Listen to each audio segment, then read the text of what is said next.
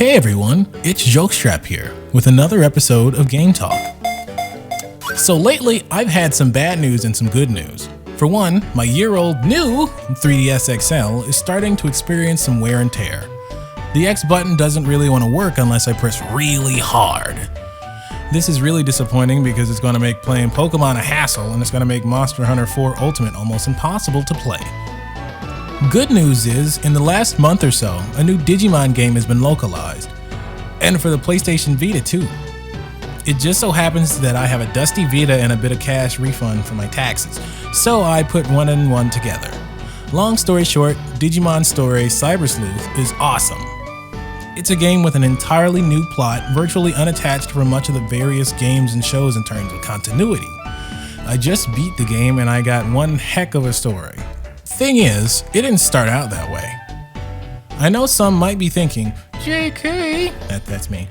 Is this a Digimon review? Are you doing reviews now? No, not quite.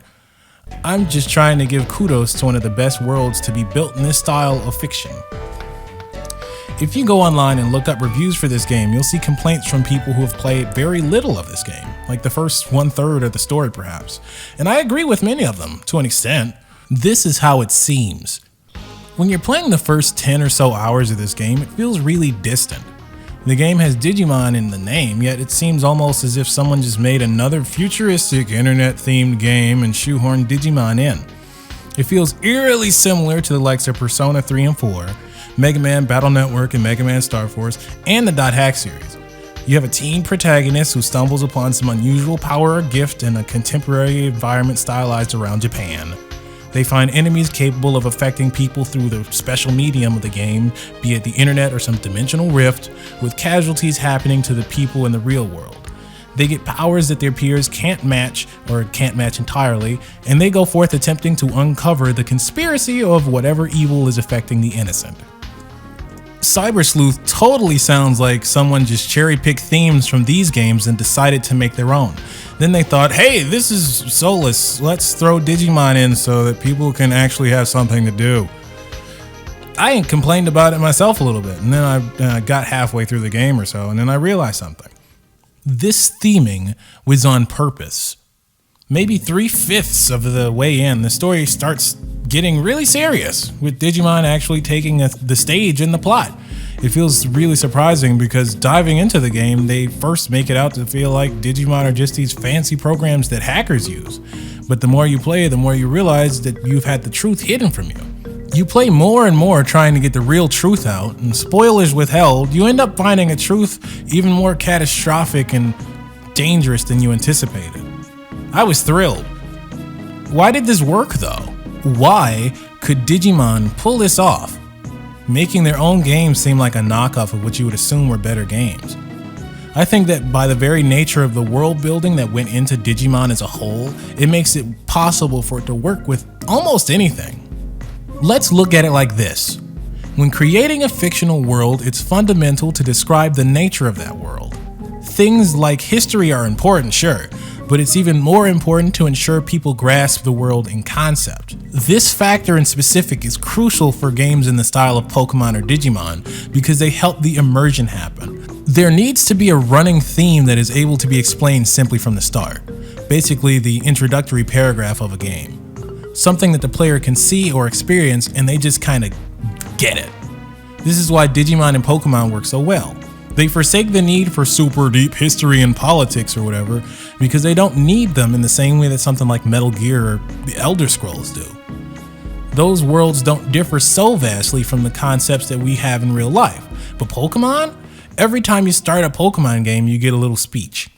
For example, the minute you press new game in Pokemon Red, you see Professor Oak and they start talking like this. Hello there. Welcome to the world of Pokemon. My name is Oak. People call me the Pokemon Professor. This world is inhabited by creatures called Pokemon. For some people, Pokemon are pets. Others use them for fights. Myself, I study Pokemon as a profession. Bam! The minute that is through, you have all you need to know to just get the world you're in. This isn't like real life. You're being welcomed into a new world. The Pokemon world, for example, taking seed as a new person. There are creatures. They're called Pokemon. Some people keep them as pets or battle them for sport. Done. Dang. Over. For those 7 sentences, the entire groundworks for you to have an adventure in this fictional world is laid out. And it leaves out information intentionally regarding the people and environments that you will come to see specifically. This is because you're being sent into this world blind. You get how the world works in a sense, but they want you to explore these Pokemon yourself. They want you to travel and battle with your pets so that you can grasp the rest of the world. Now, let's not get too off track. Digimon Story Cyber Sleuth does something like this, but it does it very slowly in order to push what the game is about. For much of the narrative in the beginning, they only refer to Digimon, these digital creatures, as programs used by hackers. As you get further through though, you find that Digimon themselves even say, "Hey, we're not programs. Sure, we're digital, but we're alive just the same as you." The more you dig, the more you find the truth. Long story short, these Digimon are from a parallel world, a digital alternate universe of sorts. They are only appearing in your world through a rift made through the digital spaces of their world as a whole and the man-made virtual reality networks known as Eden. Not soon after this, the story begins to pick up. Why? Because that's what they planned on. That's the intention. Look at the game's title, Digimon Story Cyber Sleuth. This isn't Pokemon. You're not a novice trainer traveling the country to become some sort of champion. You're a high school student who has almost died, and you're trying to uncover the truth about what's happening around you. You are being a detective, a sleuth with an E and a U, trying to find justice and unravel the conspiracies and lies that are building up in the rather realistic world around you. That's where the world building lies, and that's why in a sense Digimon could fit into almost any other media. Cyber Sleuth takes place in a contemporary Japan, full of skyscrapers, city districts, and flashes of the rural past. Once you're playing, all this stuff doesn't really stick out because that's what we already understand. The story seems to drag on at first because, not unlike Persona and .hack, it's supposed to be current day. Weird stuff is happening, but there's nothing at first that explains those occurrences that are stemming from anything out of the ordinary. But when that sweet digital parallel world plot comes into play, you have an entirely new way of understanding things. These creatures are from another world. These people getting hurt are suffering from what is essentially extraterrestrial in origin. People are having websites edited and central heating systems malfunctioning, not because of hackers and faulty wiring, but because of visitors from an entirely alien world. Then again though, that's kind of Digimon's theme. Wherein Pokemon is about cultivating strength from seemingly wild and unusual creatures of dubious origin, Digimon has consistently had the theme of creating real bonds of friendship with beings from another world.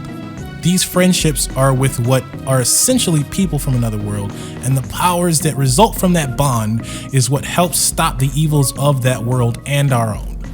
Cyber Sleuth introduces this theme as it uncovers its own secrets, so the player, especially those who are new to Digimon, see things in a new light. And with that light comes the it to be gotten. No longer is it just Persona Hack Network 6 Leo version, it's a bona fide Digimon title. In a similar way, the whole of Digimon being a parallel world is very promising.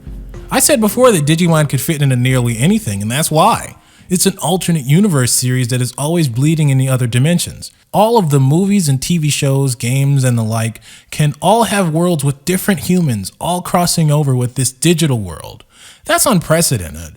If that's the case, think about how many other things could cross over with Digimon. We could have had an Avengers Age of Digimon, where Ultron's various clones in their technological glory get overwritten by Digimon that are existing in the internet of the Marvel Cinematic Universe. We could have something wild and weird like Judge Judy AU, where she uses her trusty Angemon to check people's facts by having them search their internet history. Or even something like Pokemon, despite it seeming like blasphemy, they could have it where Bill's PC system connects with the digital world, and allows for his data energy to physical conversion system to transmit Digimon into the physical Pokemon world. Just think about that.